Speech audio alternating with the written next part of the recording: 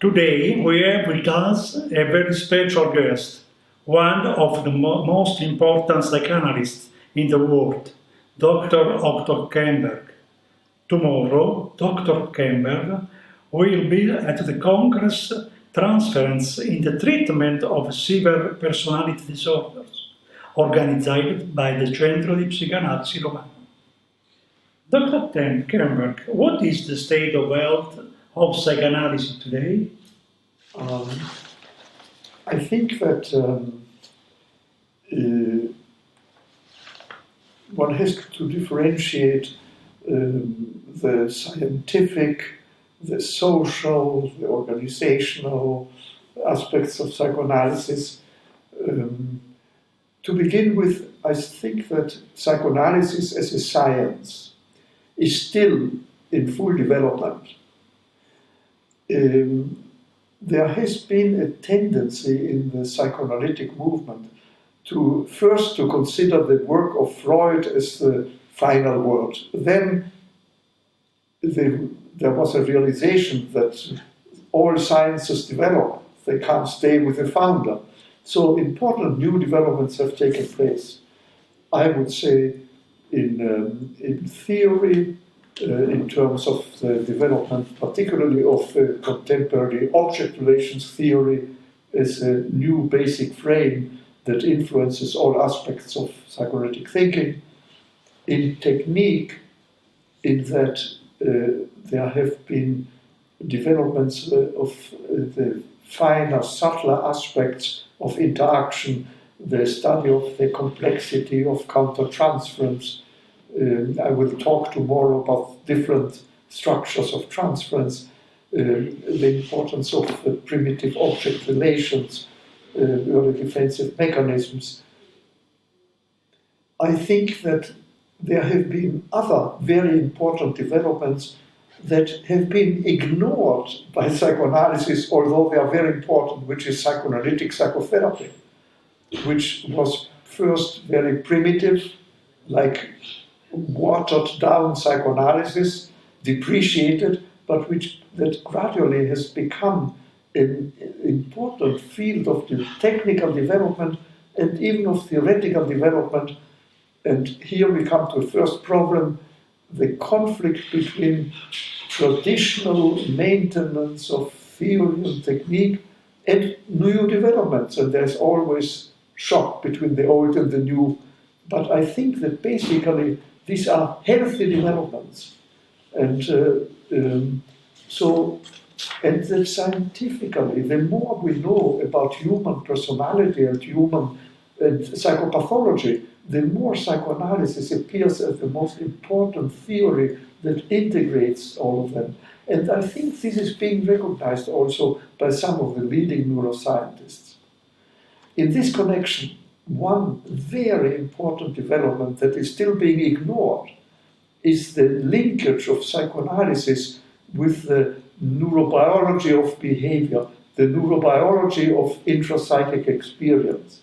I think that is an exciting area that is still being ignored, but in 10, 15 years will lead to important new developments in the mind-body boundary, in the study of mind-body boundaries. This is recognized by leading neurobiologists such as Eric Kandel, by Gerhard Roth in Germany, by Panksepp, the leading affective neuroscientist, and it is slowly being developed by still a few psychoanalysts. So the theory and the technique are evolving. There are different schools that fight each other in the practical, professional area. The neo-Bionians, the relationists, the ego-psychologists, the Lacanians, the British independents, and the Kleinians.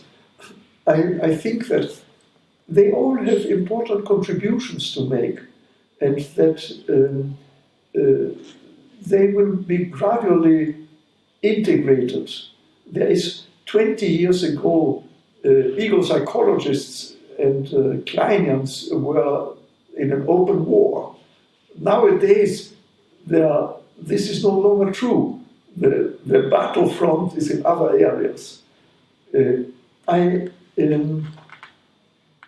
So that's about psychoanalysis as a science and as a profession. I think that it looks less good when it comes to psychoanalysis and society. Psychoanalysis has developed independently from the university and from academia. That was historically determined by Freud's life and psychoanalysis as an independent institution, but then became fixed in psychoanalysis as completely independent institutions from the university. I think that has led to authoritarian, traditionalist authoritarian tendency in psychoanalytic organization that has been creating problems in psychoanalytic institutes and has created a conservative atmosphere of isolation. And society has resented that. The psychoanalysis was attacked from neurobiology, from biological psychiatry. It is no longer as fashionable culturally as it was, say, in France 20 years ago and in the United States 30 years ago. So the public impact of psychoanalysis, the interest in psychoanalytic training and development of psychoanalysis, not only as a profession but also as a science, has not been able to counteract this rejection, in good part also caused by the isolation, the intellectual isolation of psychoanalysis from related scientific disciplines. I think that that's a problem, and that problem was recognized 10 or 15 years ago. There were fewer patients, fewer candidates, less social prestige of psychoanalysis. So that is important to overcome. So that is, psychoanalysis is not in crisis, but in a difficult social situation, I think.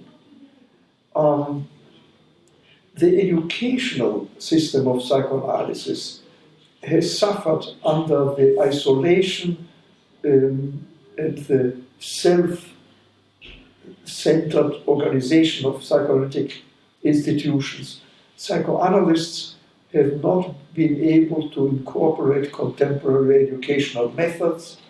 The psychoanalytic institutes have been used mostly to train professionals, but not to develop the science. And psychoanalytic societies have not had the means to develop the science. I think the solution is that psychoanalytic institutes shift into contemporary educational methods and being concerned for the development of the science, which means collaboration with university, empirical research. Not everything is empirical research, but it is an important component. So I would say psychoanalysis in itself as a profession is doing okay, except its neglect of the development of psychoanalytic psychotherapies that socially are very important because only a small segment of the population can afford psychoanalytic treatment.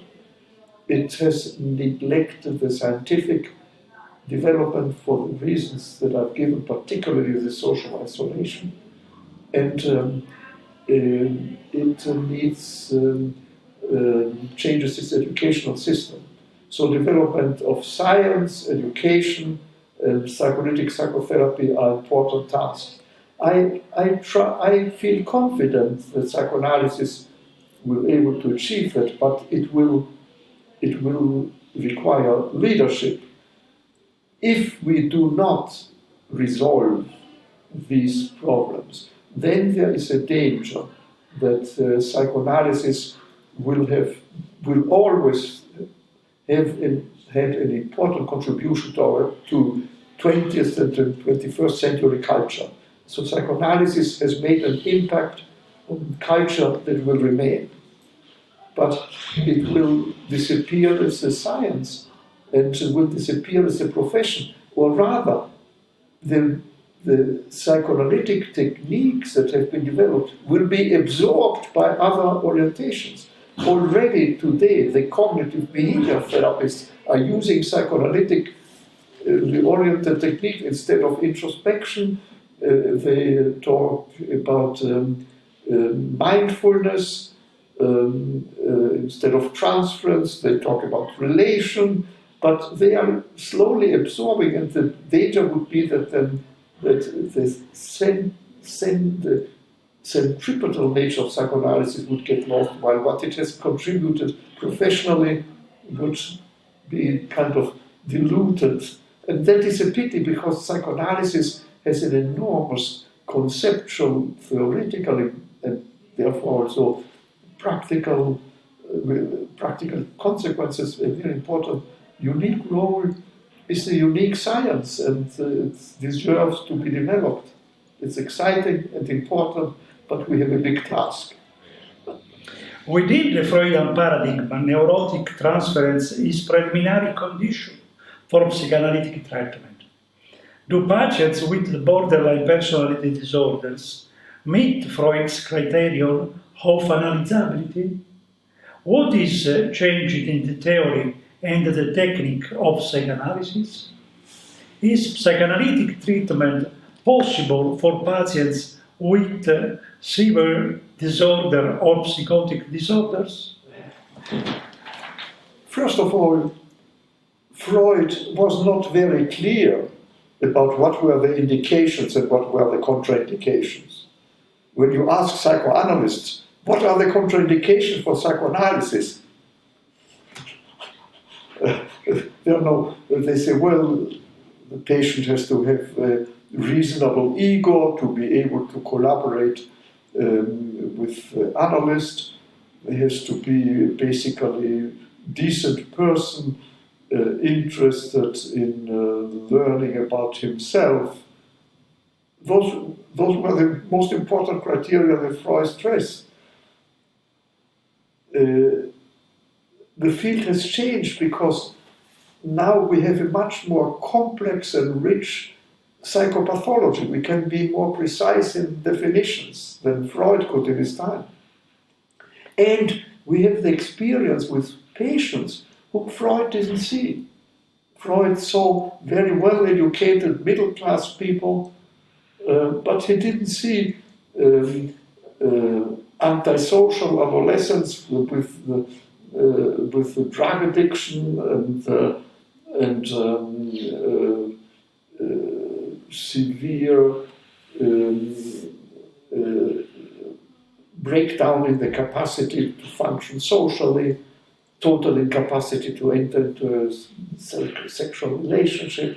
He didn't see those patients who pick up objects and throw it to the wall. So,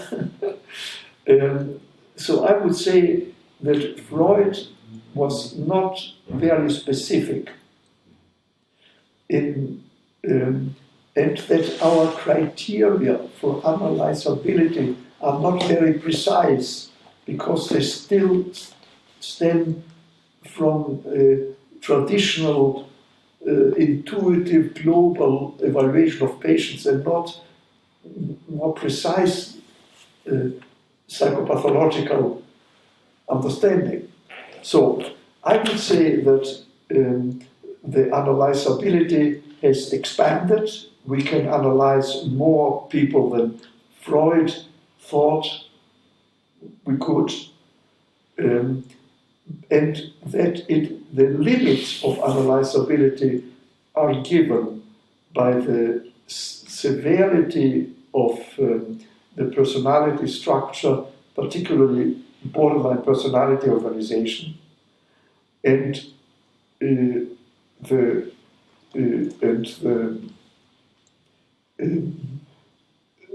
loss of the capacity for reality testing, in other words, psychotic conditions, and that patients with neurotic structure, that is to say, normal identity and the capacity for ordinary functioning in their social relation, in establishing an intimate relationship, in capacity for work, have indications for psychoanalysis. But when we go to the severe ones, then the differentiations emerge. Specific types of borderline personality patients can be analyzed, should be analyzed, others shouldn't. For example, narcissistic personalities who clearly have a borderline structure should be analyzed, except if they are so openly have such an open breakdown in their social functioning that they are incapable to work, incapable to ordinary social relations, incapable of any intimate love relations. Those should be treated by modified analytic techniques rather than standard psychoanalysis. And when I talk about modified psychoanalytic techniques, I'm talking about psychoanalytic psychotherapy. So it is not that analysis is limited there, but it has to be adjusted in terms of what we have found in treating those personalities. Then there are secondary criteria that involve individual cases. If there is excessively severe antisocial features, there's usually a contraindication for psychoanalysis. I'm not only talking about of antisocial personality proper, whose prognosis is zero, but also narcissistic pathology with severe antisocial features. So the severity of antisocial features is a negative prognostic element for standard psychoanalysis. Second, something we talk relatively little is secondary gain of illness. There are patients who exploit their psychopathology to exploit their families, to exploit societies, who are very happy to be in 20 years psychoanalysis without any change because they are obtaining a gain from the illness. So these are, I'm giving this as examples of more specific criteria. Then we have the problem of intellectual level that is usually not considered in psychoanalytic literature. I think that probably intellectual level of 85 is already the boundary. IQ of intelligence quotient of 85 is at the boundary of analysis and even of psychoanalytic psychotherapy. So there are many features that apply to individuals. There are some severely schizoid patients who, however, are able to function socially and in work. Their only problems is the impossibility for intimate relations. They can do well with psychoanalysis in spite of the severity of the structure. So I'm illustrating that we have now multiple criteria, better knowledge of psychopathology, and knowledge of specific ways of applying psychoanalytic technique that is no longer standard psychoanalysis, but is a psychoanalytic treatment, a truly psychoanalytic psychotherapy. The problem with much of psychoanalytic psychotherapy is it is done loosely, without a clear theory nor technique, really a diluted psychoanalysis with a mixture of supportive and analytic elements, and that is problematic. It's problematic first because there's already evidence that specifically structured psychoanalytic psychotherapy have a better prognosis than just psychodynamic psychotherapy. And second, it is important to learn the specific techniques. Many psychoanalysts have the fantasy, if they are good analysts, then they could do psychotherapy as well. That's not necessarily so. That is a grandiose assumption of psychoanalysis. So if psychoanalytic psychotherapy is a serious technique based on theoretical, on a sound theoretical base, it expands the territory of psychoanalysis. And this is true even for psychosis. I think that psychotic patients can be treated with psychoanalytic psychotherapy, not with standard psychoanalysis. And for example, Herbert Rosenfeld, when he described the psychotic patient that he was treating, he was seeing them for 1 hour, and they were brought by hospital personnel. He would see them, then they were taken back to the ward, and there was no change in the long run. He learned a great deal, but the effectiveness was problematic. The psychoanalytic psychotherapy developed at Chestnut Lodge in the United States. They were more effective. They had modified techniques, although they had their own problems. So I'm just illustrating the concept that, yes, borderline patients, even psychotic patients, can be treated based on psychoanalytic theory and technique, but with specific adaptations. And your first question, can you do analysis of transference in borderline patients? Absolutely, from session 1.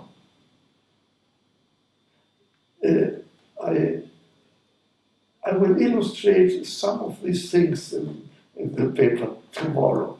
I mean, not in depth, but so to give a sense what.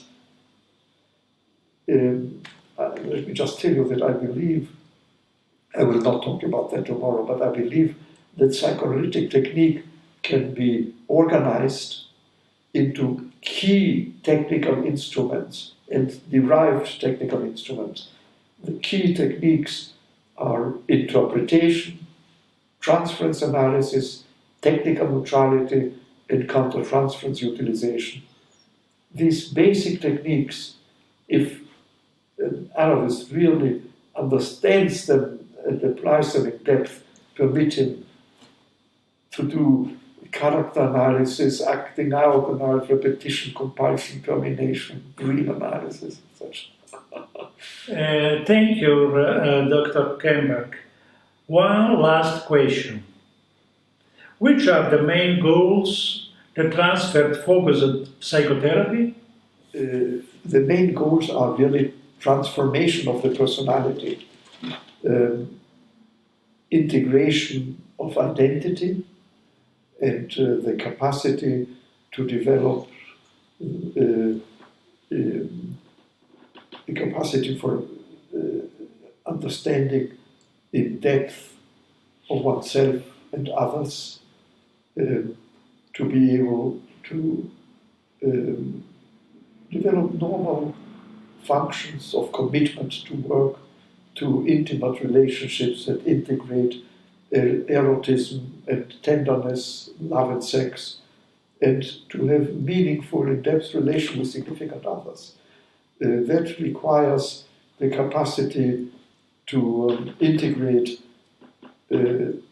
positive and negative transferences, idealize them, primitive idealizations and persecutory transferences, corresponds to a large extent to what Melanie Klein called the depressive position. I think that Melanie Klein has given has provided fundamental contributions for new developments in psychoanalysis, particularly the treatment of very severe patients. So that the goal of transference-focused psychotherapy that are integration of identity and with it normalization of the personality are really major goals, and we have empirically demonstrated that it is possible to achieve these goals, and we are working on this in ongoing research in the United States and in Europe. So they are the transference-focused psychotherapy of patients with borderline personality or organization. I'm not talking only about borderline personality disorder, which is one of the many severe ones, but the entire spectrum of severe personality disorders, borderline personality organization, that entire spectrum is approached by transference-focused psychotherapy, and where indicated and not contraindicated can be very effective. We have roughly an improvement range of approximately 60%. So not everybody improves. There are patients whom we can't help. Then we are working all the time to expand the work with patients who are very difficult. At the bottom, the severity of aggression is the most important issue that determines all other aspects of the personality at the very abstract level. Thank you, Dr. Kernberg, for this interview. Okay, you're welcome. Yeah.